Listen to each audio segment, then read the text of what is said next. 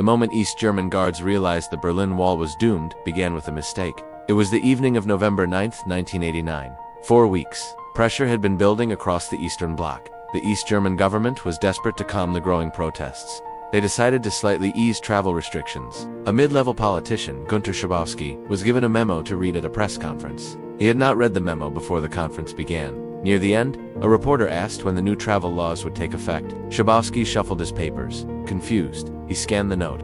He famously muttered, "As far as I know." Immediately, without delay. This was a colossal error. The plan was for the new rules to start the next day. It was supposed to be an orderly process requiring visas. But Schabowski's words were broadcast live. West German television immediately reported the news. The wall is open. Within minutes, thousands of East Berliners heard this. They began to walk to the border crossings. The guards at the Bornholmer Strasse checkpoint were the first to see them. They were completely bewildered. They had received no new orders. Their standing order for 28 years had been simple: shoot to kill. They frantically called their superiors. The phone lines were jammed, or no one would give a clear command. The government that made the announcement had gone silent. The crowd grew larger. It swelled from a few dozen, to hundreds, to thousands. They were peaceful, but they were firm. They chanted, "Open the gate! Open the gate!" The guards stood with their machine guns, terrified and outnumbered. Their commander, Lieutenant Colonel Harold Jaeger, was in an impossible position. He could not get clear instructions. He faced a choice: start a massacre or disobey a lifetime of orders. The pressure was immense. The crowd was surging against the first barrier.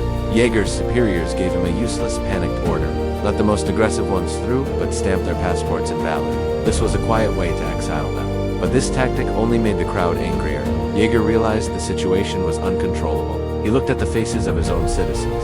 He looked at his nervous young guards. It was at that moment he knew it was over. The wall, his entire world, was finished. He could not, and would not, give the order to fire. At 11:30 p.m., he made the decision himself. Opened the barrier. His guards, in stunned relief, stepped aside. The first gate swung open. The crowd paused for a second, in disbelief. Then, they surged through. A wave of euphoria erupted. People were weeping, cheering, and hugging the speechless guards. East and West Berliners met in the middle. They climbed onto the wall and danced. The guards, who had been the instruments of division, just watched. Their power had vanished in an instant. The moment one man chose humanity over orders, the Berlin Wall was doomed.